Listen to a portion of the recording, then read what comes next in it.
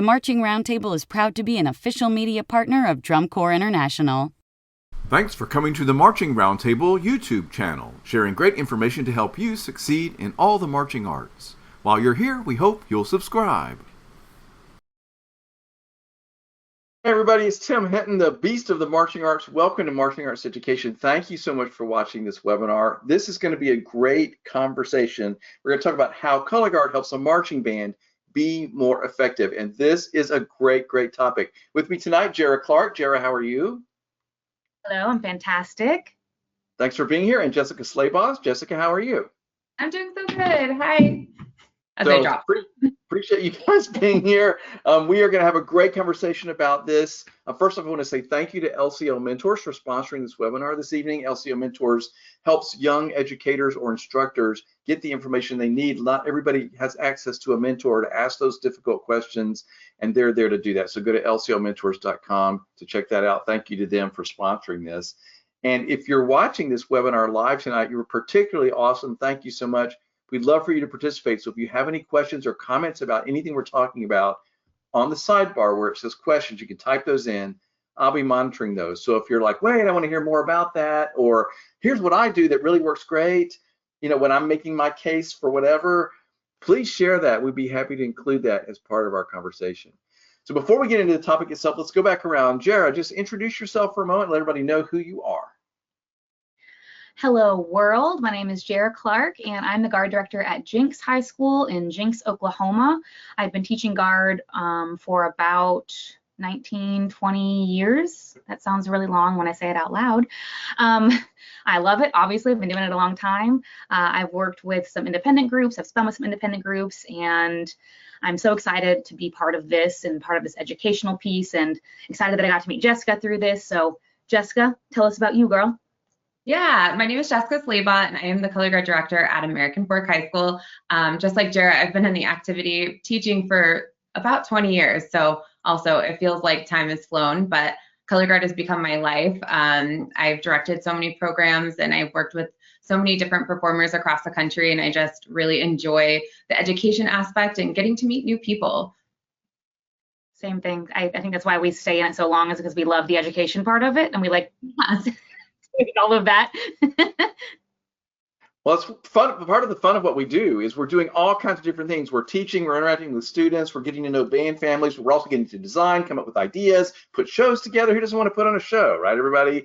I always have to remind band directors and their staff when they get into the thick of the season, it's like, hey, everybody, we're putting on a show. This is supposed to be fun. You know, we're trying to entertain the audience and make them feel something, which is really part of our topic tonight. So if those of you watching this, whether you're watching it tonight or you're watching the recording later, remember that when you get into the thick of the season, everybody's getting a little bit intense. Just step back and remind everybody, hey, everybody, this is fun. We're putting on a show. We love to do this. Let's just figure out how to make the show as effective as possible. So that it gets us to our topic tonight. We're talking about how a color guard helps a marching band be effective. And as I was talking to some band directors about this topic, I got some really interesting comments. My friend Ron, who's a retired band director, said, I wish I had really understood this. Like, I knew about this when I was a young band director, but I wish I had really understood, because it would have made a big difference. Also, somebody else commented, the band doesn't sound good until the guard looks great. Let me say it again. The band doesn't sound good until the guard looks great. The guard is part of the music. They're part of the sound. It impacts the way we hear.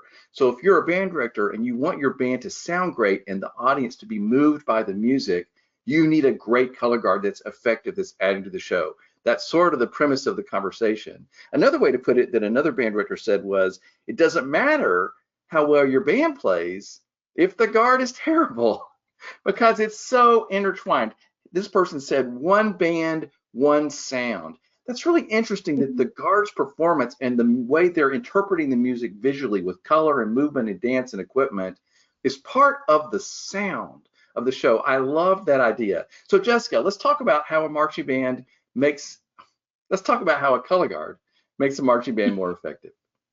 Yeah, I mean, you said it just a second ago, and I thought it was absolutely amazing. Is our job is to put on a show, and putting on a show absolutely means the visual aspect of it too.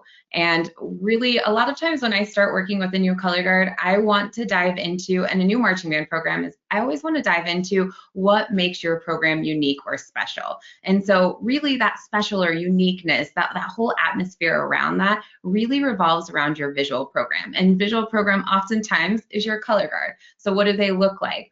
What are they spinning? How are they spinning it? What do you want to portray? Like when we're talking about the goals of your program, what do you want people to walk out of the stadium and say, I remember this band because of what? And so really coming up with what makes your program special, and then diving into each aspect of your program. So what makes your opener special? Like what am I going to remember that's going to make me want to sit here and stay engaged with you? And really a lot of that comes down to the visual aspects. And I think a lot of times, sometimes we take that away and we forget how important that color guard is to the program. But really it's we're putting on a show. And when you put on a show, what you see is a huge part of it. Yeah, and Tim, you also said that the guard is the visual. It's perfect. That was a perfect description because, I mean, obviously you hear the band, you hear the music. You can close your eyes and it's exactly the same as if you were watching it. The band is. The color guard is not. You have to see them. You have to see them to get the effect, right? And so if you have the band without the color guard, you could literally watch the show with your eyes closed. You don't want to judge to watch your show with the eyes closed. You're going to get much more credit if you have your eyes open, clearly. And so that color guard is really there to enhance. It's bringing out what you are hearing. Talking about, I think we mentioned it a little bit ago, but talking about choreographing and like making it visual to go with the music. Sometimes that can be hard, but like it can also be really fun to make the color guard match what you're hearing. And that's really what's making the shows come alive, and what's making your color guard be more effective is bringing out what you are hearing in the band. And if you're doing that, it's going to naturally make the color guard look better. And Jessica, you said too, making sure that you are featuring your color guard or doing the things that they're best at. That takes a second. Maybe you don't know, and that's okay. As the band director, you might not know. Ask the guard instructor, hey, what is our guard good at? And if they don't know either, okay, take a second, take a couple of rehearsals and look and see, what are they great at? Are they great at swing flag? Are they great characters? Are they great performers? Utilize that, because whatever they're great at, they're going to perform even better in your show for you. You know what I mean? I also like to look at the guard and the band as like a coloring book. If you open a coloring book and it's just the dots, you can kind of see what it's going to be, but you got to fill it in. So I look at the band as like, the band is the lines on the coloring book page. Okay, so we got the lines, we got the coloring books, got the image of Elsa or whatever we did, but now there's no color. You got to add the color. The color guard is the color to the coloring book. It makes it come alive. It makes it more exciting. There's nothing wrong with a black and white coloring book, but wouldn't you want to fill in the color with make it more fun? So that's kind of how I like to look at it, as a coloring book. The lines in the color guard.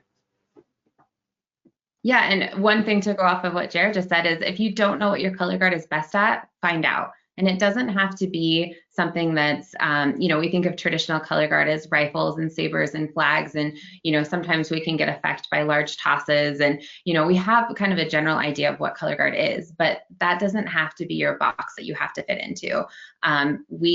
You can do whatever you want. So if you found out that your color guard, maybe there's not a training program, or maybe there's not, support, or maybe you don't have a color guard staff member and you're trying to create something that still has a visual effect, take a step back and say, what do I want to be special? And how can I portray that in a way that's easy for these performers? So, I love the use of props. Sometimes when you're talking about a newer or a more beginning color guard, you can use things like umbrellas, or, and maybe a swing flag might be a good option to bring some color or light to your performance, or an oversized silk, or, there's so many different options. And so coming up with, what do I want it to say? How can we be special? And then how can I represent this visually? It doesn't always have to be a huge toss of the entire team, or big flags that are all spinning some crazy choreography. Effect comes in so many different ways, and you can make something simple, something easy, still effective, and still help your program.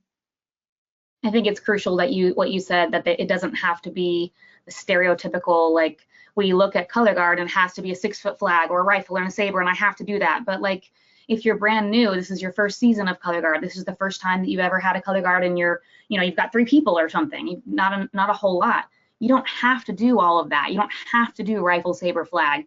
And even, I would almost guarantee that I'm going to speak on your behalf as well. I don't look at shows and I'm like, oh my gosh, they didn't do rifle. They're not a real color guard. We're all doing, they go out there and one flag. They're a color guard. So don't put yourself in that box of like, oh, we have to have all these things. You can be a color guard and be effective with a swing flag only. Maybe you just have a 6-foot only. Like, those are still great moments, and you don't need all that extra stuff to still have an effective moment. Like, is it a big moment to have 50 people on the field with double swing flags? Of course, but you might not have that ability. You might have 5. So make your 5 look great, and do the best you can with what you have. You don't have to put yourself in a box of color guard is this. Color guard is whatever you want it to be in that equipment world, and like, make it what you want and the most effective that you want it to be, if that makes sense. Absolutely. Okay, well, I'm going to jump in because I love what you guys are talking about, and I would tell everybody watching that there are lots of podcasts and webinars at marchingartseducation.com that talk about this very thing. From everything from how do you design a flag for your group or for your show, to how can you be effective and get a lot of impact from your visual program, from your color guard performers, maybe without them having a whole bunch of skills. Anything is possible.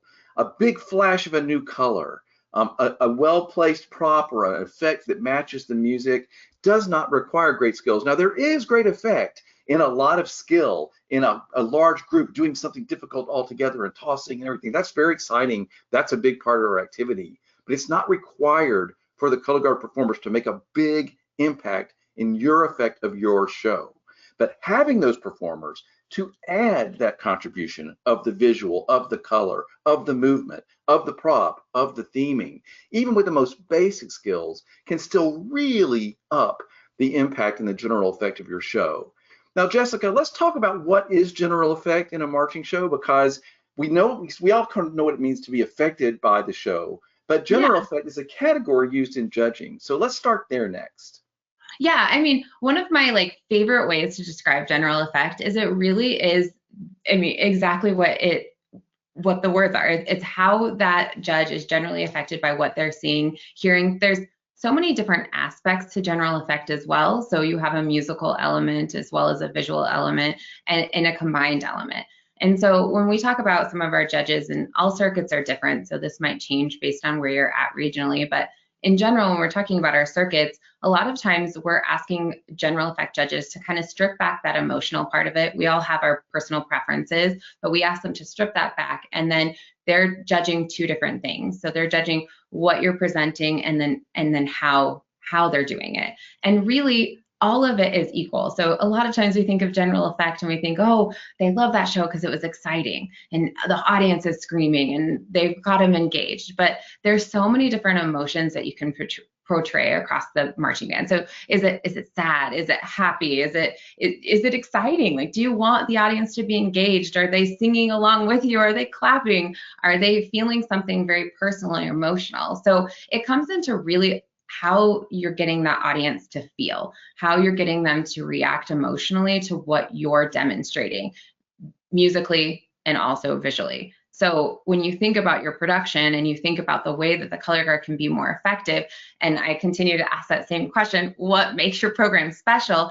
All of that is part of your general effect. All of that is going to add points when they're sitting there and they're thinking about, what it was that was unique or how you made that judge feel. It all matters, right? It's not just what it looks like or how clean you are or how clean you play. It also comes into feelings and what you were able to make the audience feel or react to. And that kind of leads into picking equipment for each part. We did talk a little bit about not putting yourself in a box and picking the equipment you want. Like, if you just want to spin a flag, just spin flag. But if you have the other options and you have students that can spin rifle or saber or 6-foot and swing flag and all the things, you can look at your show and look at the different emotions of your show and figure out what equipment you want to put where. Now, you can really put any equipment anywhere. There's not really a rule. Jessica, would you agree with that? Like, anything goes anywhere? I love to break the rules. I love to break the rules because then that's something that they're going to remember. It's something special. So, oftentimes we see swing flags in a big ballad moment. that's not always me. Sometimes I like to put them in the big loud moment. So yeah, it's sometimes breaking the rules. Special. Typically on Sabre, we'll put Sabre in something lyrical and fluid like the ballad, which is great. There's nothing wrong with that. If you're doing it, do it. I'm pretty sure we're doing it this year as well. But I love when people start with Sabre or finish with Sabre or just put it somewhere different. So, and that goes back to what your students are good at. If your students are really good at Sabre and they can spin it really fast, you wouldn't want to put that necessarily in the ballad. I mean, I guess you could depending on the music, but you want to feature them and show them off at a really fast part of the show. And so it goes back to looking at your music and matching that character and kind of putting it together. But like you said, you could go with the opposite, which is an effect right there of just picking the opposite thing. So yeah, I had something else. It's in there. So many thoughts. I have so many things that I could put in this information. Yeah. This might be a little bit too much for this topic, but I'm going to throw it out there anyways. I also look at my whole show in a timeline perspective. Because when you're talking about general effect, the moments have to also be coordinated together amongst the entire ensemble. But then in addition, you want to make sure that they're spaced out in an appropriate way. And I'm saying appropriate way because there's so many different ways you can do it, but you also want to make sure that you don't have too many moments without some sort of an effect, right? So we also think about how your audience is going to watch it or how they're going to feel it. And I love to be able to, like, when I'm programming a show or when I'm talking about this with, a color guard director or band director, I love to sit back and put myself in an audience shoes. Like if I was the audience and I was sitting there and I was watching this program, what would I react to, and how much space is there between that? And keeping in mind that not all general effect has to be a huge moment with lots of flags. General effect can also be a stripped back moment. So maybe there's a solo performer. I love when marching bands, they go into a very tight form and leave the entire field open, and you kind of feel that emptiness because this is a stripped back moment, but it still is some sort of an effect. So creating different effects throughout your program and how they're spaced. And then in addition to that, another side part of this is where they're placed. Right? You don't want all of your effect to be in that center quadrant, or you don't want all of it to be on that one prop. You don't want all of it to be in the same place on the field. So making sure that you're planning those moments accordingly, you're making it special for your program, whatever that means for you, and then making sure that they're placed in an appropriate way where you're utilizing your performance space, whatever that performance space might be. Sometimes we like to make it smaller if you have a smaller band, or you like to use all the way to the end zones, whatever that is for you, making sure that all of those moments happen at different places on the field is also part of that journey, right? It's staying engaged with the full journey of your show. So take a step back, pretend like you're the audience, pretend like you're watching it, and see, what would you like to see? What would you react to? What would make you stay engaged and not make you pick up your cell phone and start going through your social media? How can you keep the audience staring at the production? How can you keep them engaged? How can you keep them interacting with what's going on? It's so important. If you find yourself wanting to get on your phone watching your own show, relook at that part. Because if you want to get on your phone and you created it, we definitely want to get on our phone. So rethink that. Tim, there's Tim. Here I am. No, that's awesome. I love everything about that. I want to reiterate. Let me try that again. I want to reiterate a few things that you guys just said that I thought were really important. First off, Jessica, I love your point that not all, that general effect is not just big, loud, make everybody clap and scream, want to jump them down. There's all kinds of effect, making me be thoughtful, making me feel something, making me stop and think, quiet moments. That's effect too. I remember one time I actually was having lunch with a bunch of DCI judges, which of course I kind of got schooled on this, and I was sort of complaining this is ridiculous to me, but I was complaining to the table about there was this drum corps show that I really didn't like, and it made me really uncomfortable. And I remember saying to somebody at the table, like, that show just made me want to like get out a knife and kill somebody. And I was like, I did not like that. And the judge looked me in the eye and he said, that is effect. And I was like, yes, oh, he certainly, because he was completely right. Like, that was a way I was affected by the show, even if I didn't like it or it made me uncomfortable.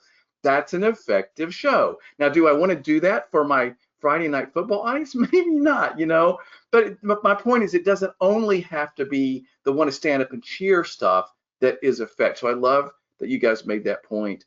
The other way I like to think about it with the clients I work with is I always tell them, I want to have the show that everybody's talking about when they're walking to their car at the end of the day, especially if they've been to a band contest. You want to be memorable, and you guys have used the word memorable a number of times. That's so key. I want to be, there needs to be something about the show that everybody's like, you remember that show about the spiders? Or remember when they had that giant thing they put, like whatever it is, or that musical moment where everybody felt something. I want to be memorable. I want to be that band or that guard that everybody's talking about. Jessica, you're nodding. You know that same concept.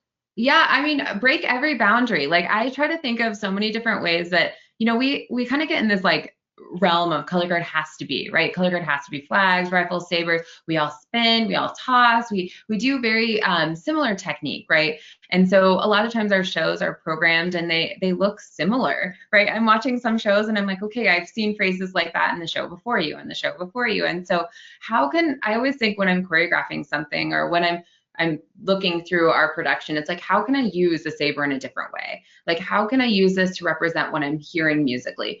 I don't want to spin it like normal. I want to flip it upside down, and maybe I'm going to play with the hilt, and maybe I'm going to, and so it's like, how can I add different elements that make us unique? And same thing with a flag. We talk about a flag being 6 foot, and when you look at some of the production value that you'll see with marching bands, a lot of times we stay at the same place on the flag. So we're using that tab in the bottom of the flag. And so a lot of times when you see a flag performance, it's very similar in nature. So maybe spin from the end cap. What about grabbing the silk? What about flipping it upside down? Maybe spin from the top. It's like, and it doesn't have to be hard.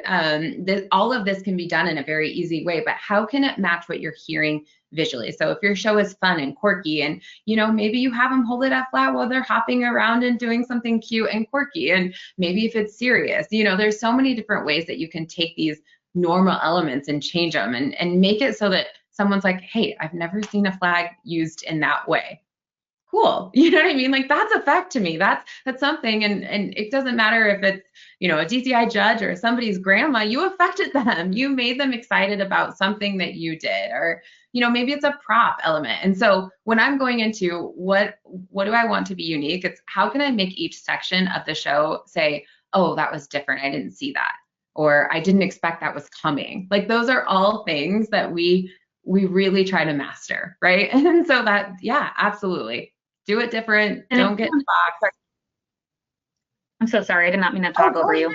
No, go, please. I did want to say that, like, it can be intimidating, especially if it's a band director or a brand new guard director that's like, oh, okay, I have to be creative with this flag and like write something different. Step out of the box. Try not to be intimidated and just move the flag, move the rifle, because like we're talking mostly to band, this is geared for our band director friends. And I know that spinning a flag for all the band directors that I have at Jinx would be really intimidating if they had to like write a phrase. I get that. But ultimately you're just moving the flag around. So like if you are trying to start your color guard program and you're trying to do those things that Jessica's saying about like spinning from a different point of the flag, and you're like, but how? Just try it. Just try it. If it feels weird, try it a couple more times and then videotape yourself. And if it looks weird, okay, try something else. But sometimes you might record yourself and realize like, oh my gosh, that's really cool. That looks really cool. How did I do that? And then you can teach your kids, and it's something really unique. So I think that's something that I know I can be intimidated, and I'm a color guard director. It's intimidating to me sometimes to be like, all right, let's try something different with this flag. I've been spinning this flag for 26 years. Now let's do something different. I can't imagine being a band director or a brand new color guard director and being like, oh, you want me to try something different? How? Just try weird things and record yourself. And if it works, it works. That's how we all do it, I promise. And go with what you hear in the music. I love it when you hear some drum thing and the flags are shaking in the back. I love that. Effective, but you're doing what you hear. And a lot of times we get away from the soundtrack, and really our job as whatever visual element, if it's a color guard, if it's a prop, it's, anything that's out there visually, is we want to see the music represented visually. So if something is, sharp stabs, we want to see those stabs, and maybe they're poses, or maybe they're, shakes of your flag, but like we are all striving to see what we hear, right? And so whatever that way is for you, be creative, have fun with it, but don't put yourself in a box and feel like we have to do cones and drop spins for the entire show. Have fun with it. Play with your silk. Do things that you never expected. A lot of times too, we like to put some fun things on our silks, right? Like as you're programming your show, it's probably a part of your process to think about what visual representation you want to see on your silk. So when you're choreographing your show, make sure that people can see it. If you're spinning and you're going to town and nobody actually is able to enjoy whatever that is. So make sure you have moments where there's fast and then they're slow so that people can actually say, oh yes, I see they have a baseball diamond on their flag. Makes sense. The show's about baseball. Make sure that we see those elements. You put the time into it. You put the money into getting them. So make sure that we see that. We want to see you hold that for a second and use it in a way that we can be engaged in what's going on and it's a part of it. That's effect. Yeah, color guard people, we love to keep moving our flags. We love that. But effect sometimes, like you said, is not moving. It's the absence of movement. So like how cool of an effect would it be if you've got a trumpet player playing the trumpet solo and your whole color guard, whether it's 50 or 5, is framed around him and they're holding the flag out. So then you can totally see the flag. You're framing your trumpet and you're getting effect without doing anything except holding the flag still. So easy. Just thinking ahead on those things. Yeah, that's a really great example of another way I wanted to say the same things you're talking about is when judges are looking at your show, we've been talking about having a variety, being different from other groups or having a variety of effects. The variety of effects in your own show, creating effect in a lot of different ways is something also that judges look for. So as you guys are mentioning, there's lots of ways to create effects. We're now talking about what that is. Even with inexperienced performers, or few performers, you can still use a variety of effects. Maybe you have a prop, maybe you stop moving, maybe you move a lot, maybe you have a new color, but have a variety of different ways that you use those performers. As a designer that writes marching band shows, I always feel like my #1 job is to create a show that works and is effective for the level of the performers I have in front of me, or that I'm writing for. That's the most important thing. So it doesn't matter if whatever the students you have in front of you in your color guard, whether it's their first year or they're pros that have won competitions, you want to write for what they can do and create effects at the level.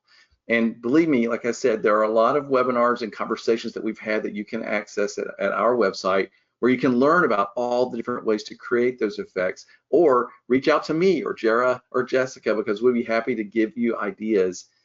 Jessica, to that point, you've often talked about how you work with bands when they're starting their program or they're starting to plan their show. I want to mention that there are professionals like Jara and Jessica and myself who were out there to do that. You can reach out to people and you can say, well, here's my ideas. We're thinking about doing this kind of theme. Here's, the level of my students. Maybe we're brand new or there's not very many of us. Do you have ideas on ways to create an effect? And I can tell you that all of us have been around a long time, and I know lots of different ways to create effects. Jessica, do you want to speak to that? Yeah, I mean, when you're first starting out and you're thinking, how do I get started, or where do I start? I think, Tim, you're exactly right. Being able to talk with people or professionals in the activity and say, you're absolutely welcome to reach out to me and have those conversations, but being able to take a step back and come up with what are your goals for your program and where do you want to be? How do you want to create effect? How do you want to use your performers? I think is so, so important. And, another thing that I always like to coach new band directors in is you don't have to utilize every performer all the time. And I think that that's kind of a hard thing that we've had to overcome in the past, is that every performer gets a dot and that dot's on the field the entire show. And this is also for your wind members or your percussion members, anybody who's a performer on the field. It's really finding the most successful thing for you. You want to showcase what you're good at, right? You want to find what you're best at. You want to find what your team is excelling at, and you want to show that off, right? So being able to say, I know that I have 5 really good performers who can handle X, Y, and Z, but I have these other 5 that love color guard and they want to commit, but I don't want to push them. I don't want to push them. Yes, you want to push our students, but you don't want to push them too hard. You want to find a show that they can be successful at, and you want them to walk off the field feeling like, yes, I did this show. I was such a great part of it.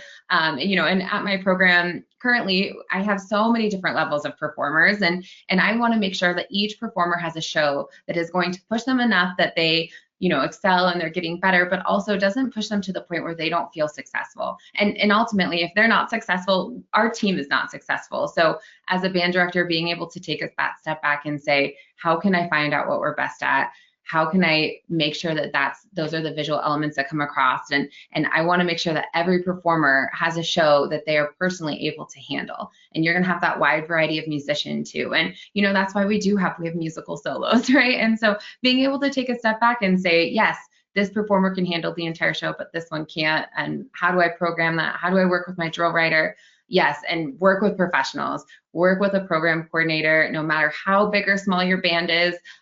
These types of professionals can definitely help you get, a product that you're going to be proud of, for years to come. And your students are going to say, wow, this is so different. This is so different because we went through that process, and we went through that process with someone who knows our band, who's someone who invested in our band and our goals. So absolutely.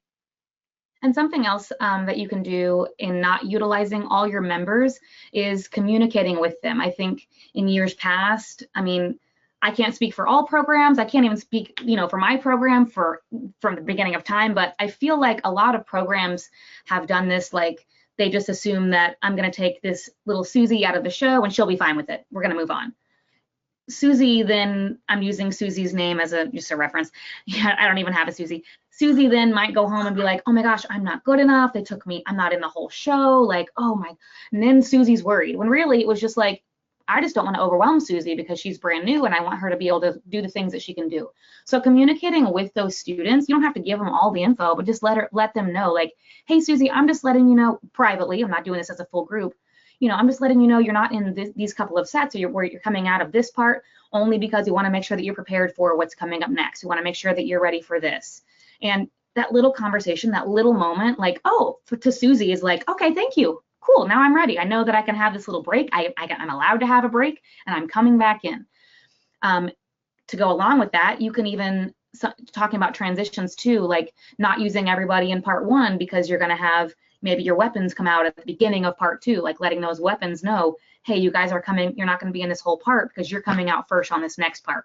You take, obviously it'll be a little harder with a smaller group, but with a little bit more people, you can have, a couple people out, 10 people out, and 5 on the side or 2 or 3 on the side ready to come out for the next part. So then you're not having to worry about their transition. They're already off the field on the sideline with the next piece of equipment ready to start coming out when your other ones are transitioning.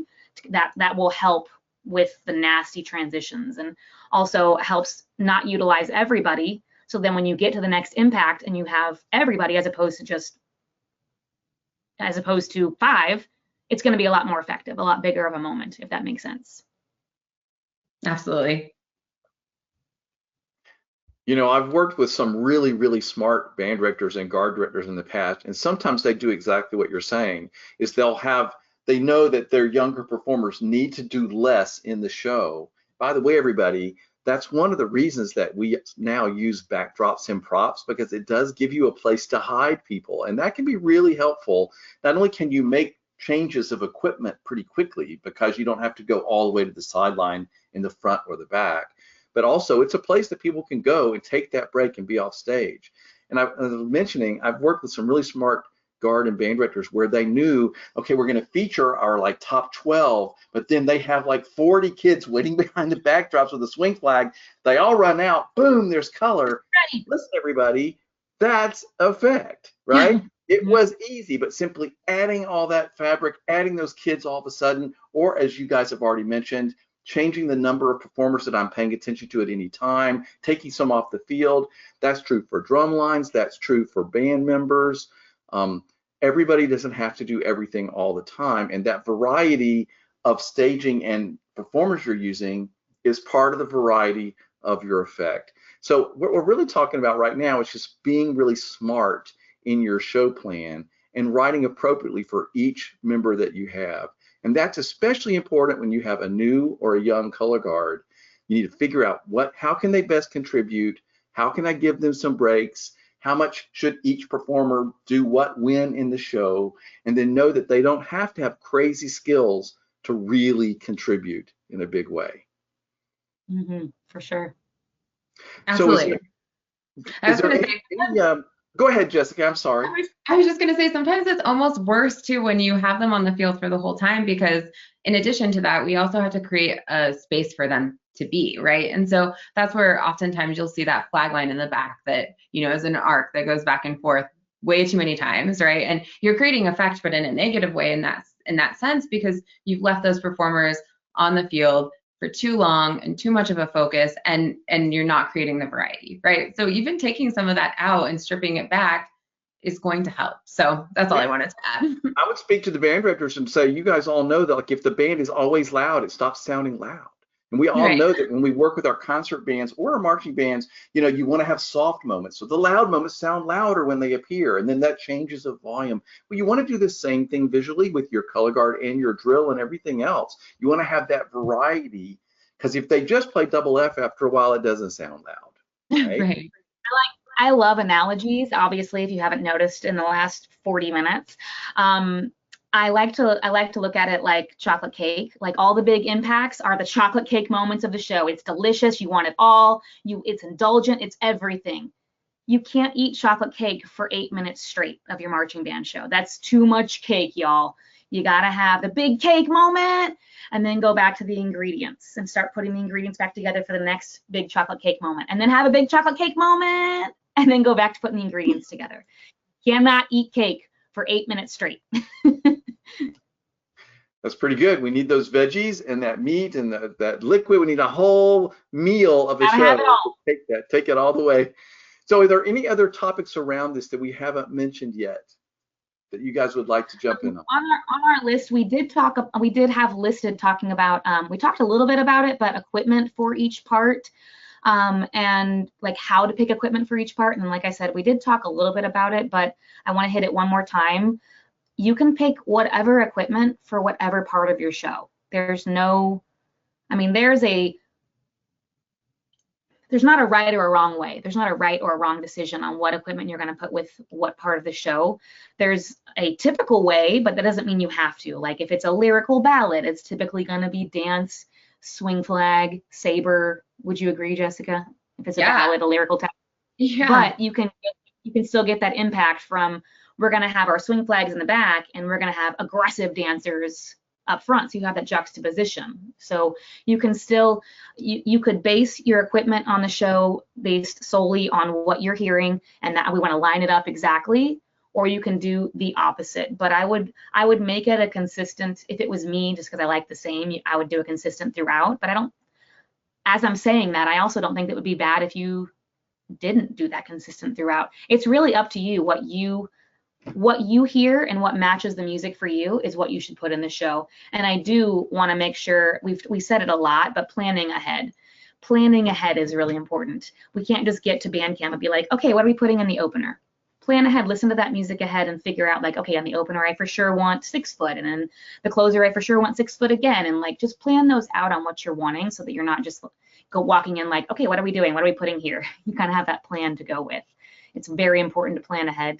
Super important. So wanted to talk a little bit about that. Is there anything you wanted to add with like picking equipment on different parts of the show? Not really. The only thing that I would add to that is, I know we talked a little bit about this, but in order to continue to be effective, you have to also make sure that your color guard is successful. And so, with the wind performers, oftentimes if they don't have the ability to play a part, it's easy to say, we're going to take out half the trumpets for this part, or we're going to, maybe we double this in the front ensemble, or maybe there's no more double tonguing and we're going to make this, we're changing musical structure. And we do that oftentimes because we really want the students to be successful. When they're successful and they feel good about it and their flags are going around together, their props are effective, then you're going to be more affected by that part. And so, we haven't really talked on this a whole lot, but excellence of your equipment is also an effect. And so, I'm sure maybe you've heard this in a judge's tape here or there, or maybe if you're a band director watching this, you maybe don't know this, but excellence can be effect as well. And so, I love to use equipment in a different way, but I also want to make sure that equipment looks the same, or if it's meant to be different, it's clearly different. But the way that they are performing their show and the excellence of their show is also your effect. You're going to say, yes, that color guard is clean, and now I hear the music better. Or yes, there, it went around together. Even if it's not a big toss, I saw them do this up and over, and the flag was gorgeous, and they all knew their checkpoints, and wow, it was gorgeous, And so there's so many things that we can talk about when we talk about effect, but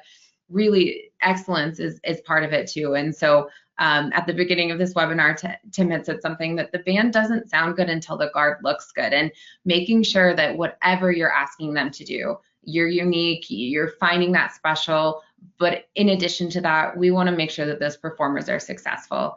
We want to make sure that they look good. And so making sure that they look amazing. Everything that they do has to be perfection, because you can't just take one kid out. If somebody can't get a toss, it's not like they can just hold out on the toss and then join back in, right? So there, you have to make sure that everyone is successful on the field. And that might come down to making a change. I mean, if you write this awesome phrase and you're like, yes, this is the one, I'm going to be inducted into the Hall of Fame for this one, but half your kids can't achieve it, don't be married to that idea. I say that with a grain of sand, because like you said, you still want to challenge those performers, and I'm going to write choreography that's going to challenge them. But I also, I'm going to give them the choreography, and I'm going to have a set date in my mind a couple days before contest, performance, whatever.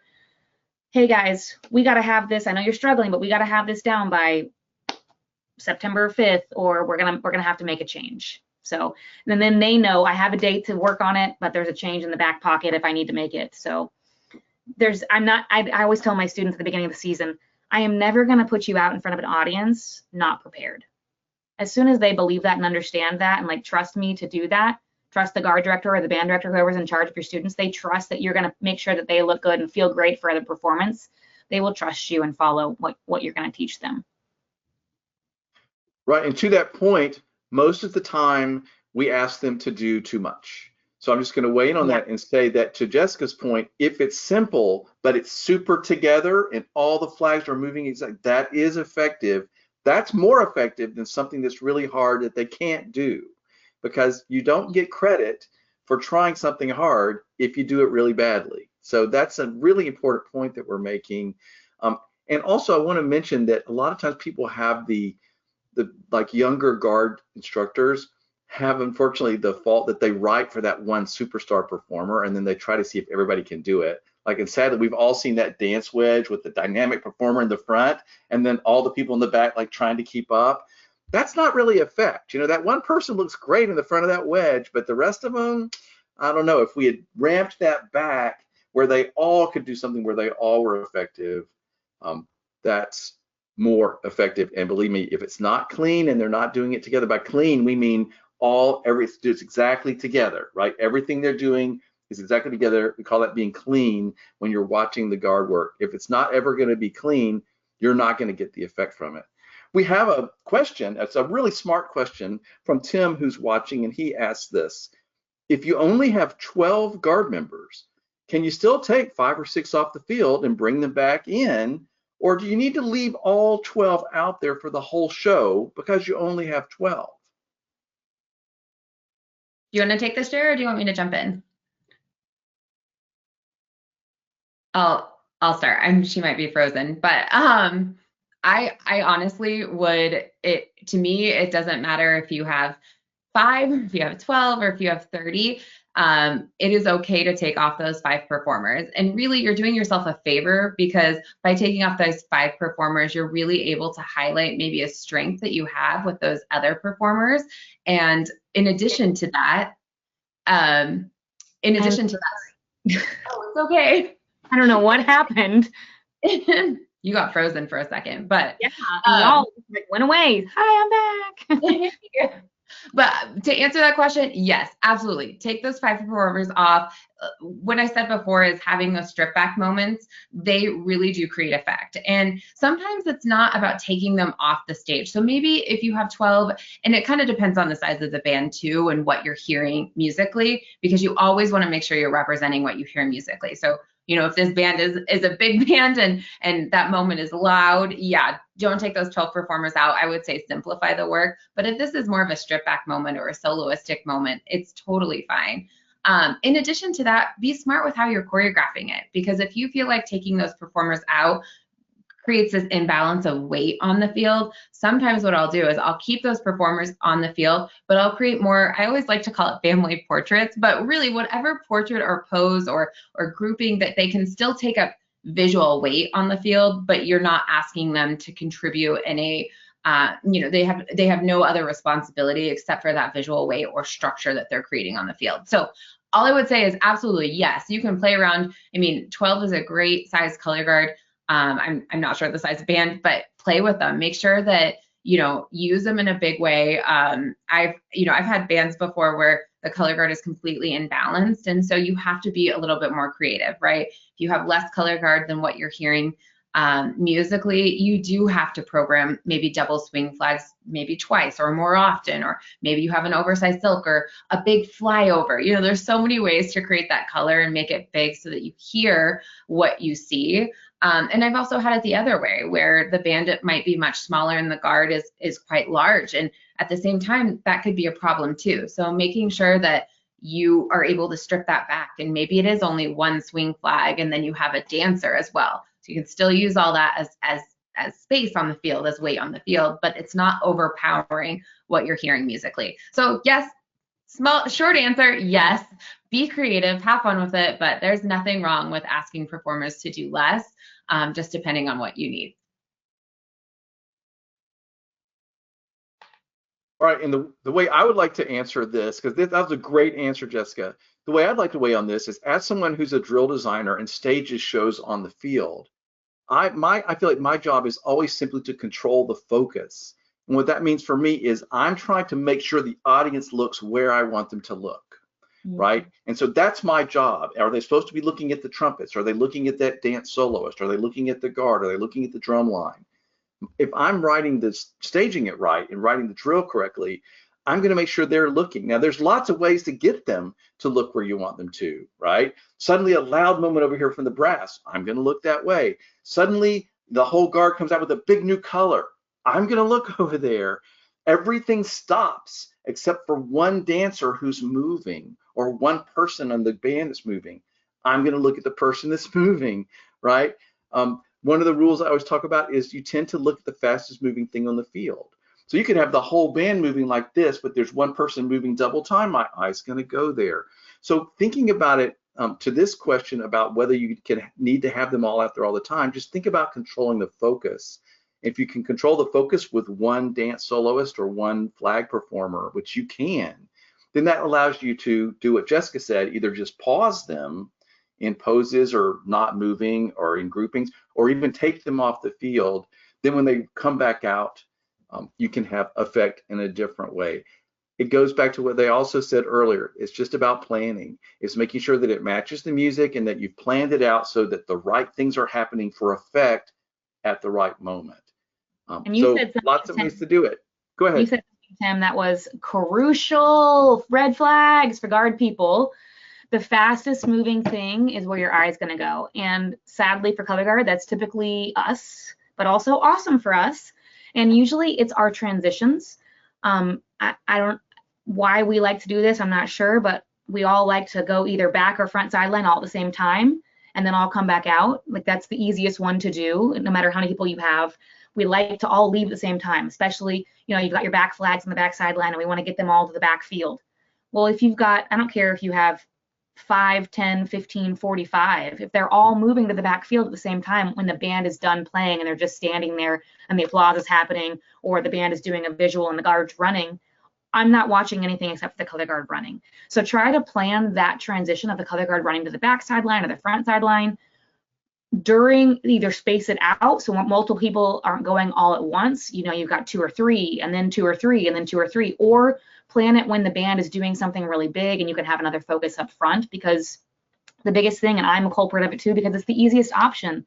It's the end of part 1, bah, note, and part 2, dut, dut, dut, dut, here we go, run, right? Anybody else? Just me? Okay, we can't do that, guys. We gotta plan that a little bit better. And I'm talking to myself too, so I'm not mad at you, but it's really distracting. And that what Tim said is so important. The fastest moving thing is where the eye is going to go every single time. I don't care if you've got somebody on the left side of the field, side A, doing front flips with fire in their hand. If the whole color guard's exiting on side 2, I'm watching the whole color guard exiting on side 2. I have one thing to add to that, sorry. But the other thing is, keep in mind that you're producing a show. And so sometimes having those, I call them pedestrian moments, but strip back, things, you can do something so simple if you're keeping it in character. So, a lot of times I like to program sometimes fun shows, or they're a little bit quirky. And so it's like, it's okay to take that as a character moment or as a pedestrian moment and create your transition as a part of something that they can still engage in, but doesn't have to be marching band. You know what I mean? Right. So that's the other thing, is I hate to see like this amazing color guard, doing so many cool things, and then their transition is, I'm going to run to this front sideline, set down my equipment, and come back in. And I know that there's so many great webinars out there about programming transitions, but being able to make that transition seem seamless and flawless and purposeful is such a great thing. And yeah, sometimes it can be totally a pedestrian moment. If your show is fun and engaging and they can wave and be superstars for 2 seconds and go and pick up their equipment and keep you engaged in that process, you wouldn't even know that it happened, right? So coming up with ways to make it creative, but yeah. And I just want to make sure everybody knows that when we're talking about the word transition, we're talking about going from one thing to the next. Specifically for guard, it's going from one piece of equipment to another. So if I have my flag and I want to get my rifle, that's the hardest thing for drill designers to do, is to make that transition from flag to rifle, going to pick it up and then start to perform with it. Trying to make those transitions not even be noticed is the holy grail for drill riders. And so we're talking about those ideas. I like to call it the run for fabric. Jara, what you're kind of talking about, like we've all seen that, where suddenly everybody takes off to go get the next flag. That's just really terrible, everybody, unless that's an effect that you can somehow work in your show, which would be really hard to do. So again, it's all about controlling the focus. If you can have people changing to a new piece of equipment while I'm looking over here, then that's going to be better. And listen, I've covered up difficult transitions or the guard's going to get a new flag. I've just pulled one really good flag soloist right to the middle, and she's doing something spectacular, and you're looking at her and you forget that everybody else is going to get something new. So that's what we're talking about. And again, it all comes down to planning, and it doesn't have to be hard. They don't have to have crazy skills, but it needs to be together and be clean so that it's effective.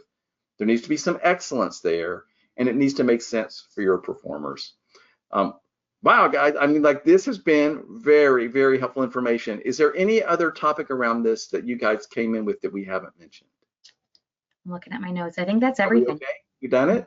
Okay, then what I'd like to do is thank you, everybody, for watching and for your questions. Let's go back around and let each of you say a final thing about this. If you just want to wrap this up, or leave someone with one final thought, the most important thing, or anything you want to say to wrap this up, I'll let you do that. For me, I'm just going to say, you can create effect with no matter who's in front of you. After all these years of creating shows, I can tell you, if you told me I have 12 flutes, 1 color guard, and a snare drummer, I'm like, I can write that show. I can make that interesting and effective for the audience. If I should be able to do that after all these years, but I'm going to have to be creative.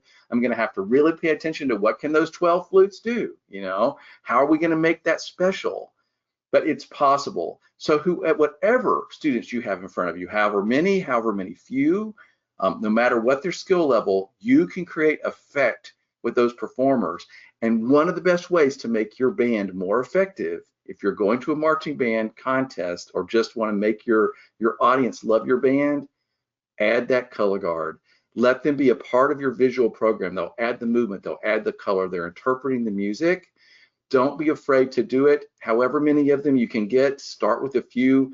They'll be having a great time. They'll bring in their friends. People will see them at Friday night games. They'll be like, I want to do that. That looks like fun. Their costumes are beautiful. They're having a good time. They're getting to go to trips. There's a band trip in the spring. Like, all that stuff brings those students in. There's ways to build your program, but don't be afraid to start. Having that color guard will make your band more effective. It will get you more points for your band at contests. It will make the audience be talking about your band when they're walking to their car. That's what we all want. Jara, I'll ask you to go next. What would you like to say in closing? I would like to say what I typically say is we're always trying to get people involved in programs. We're always trying to add students. Students need to be involved in something in high school. If they aren't involved in activity, they're probably going to get into some kind of trouble or something. And if they don't, good kids, but we want to get as many kids as involved in these programs as possible. So in creating a color guard program to add to your band, you're adding more students that get the opportunity to perform with your group, that get the opportunity to go places, that get the opportunity, full stop.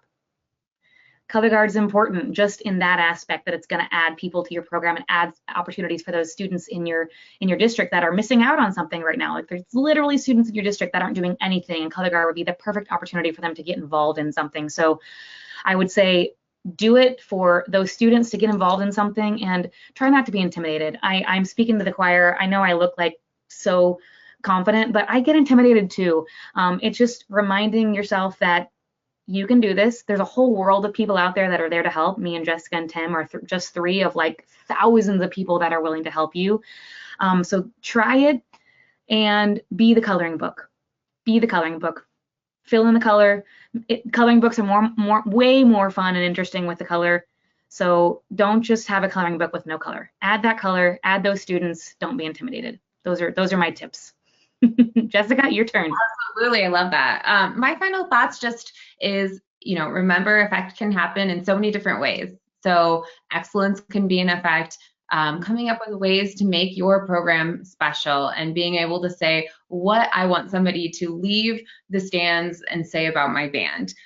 Make sure that all of that is a part of your programming. Make sure that you're talking about that from day one when you're talking about your flags, your costumes, your music, your people, your students. How do we want to be remembered? What legacy do we want to leave after people see this 8-minute show? And just remember, effect is so many different ways. So find ways to make people react to it. Take a step back and make sure that you're engaging yourself and saying, how do you feel about it? And try to take away some of the emotions that's involved with, being, around it every day, and make sure that this, what you're putting out there is a show. Our job is to give them a show. And so give them a show. Give them a show. I love it. Well, Jessica and Jara, what a great job tonight. Thank you so much for explaining this so personally from your own experience. Lots of years of experience that you're bringing here. And listen, everybody, I think we have made our case now. There's no doubt that a color guard can make a marching band more effective. It does make a marching band more effective. It's worth the trouble to have those students, to add that to your program, because for all the reasons that we have named. So thank you so much for watching this. Don't forget, if you're watching this webinar, the recording is always up the next day. So if you know someone that wasn't able to watch live, they can always find it at our website starting the next day at marchingartseducation.com. Jara, Jessica, wonderful job. That was great. Thank you. I love seeing you guys. See you All soon. right, thank you everybody for watching. Wonderful job. Really impressed, guys. Really, really, really enjoyed it. Have a great evening, everybody. Marching Arts Education is the home of the Marching Roundtable podcast. We give you access to the top marching arts professionals through live webinars, podcasts, videos, interviews, and online coursework. With over 1,000 podcasts and hundreds of webinars and videos, there are hours of great professional development for you and your staff. Sign up for a membership to Marching Arts Education to get complete access to all webinars, videos, and podcasts, plus discounts on coursework. Many directors are using professional development funds through their school or boosters to make these resources available to their staff. Imagine what you could do with so many great new ideas from the top professionals in our activity. Subscribe to our YouTube channel and sign up for our newsletter to find out about the latest podcasts, webinars, and new content. Find all of this and sign up at marchingartseducation.com.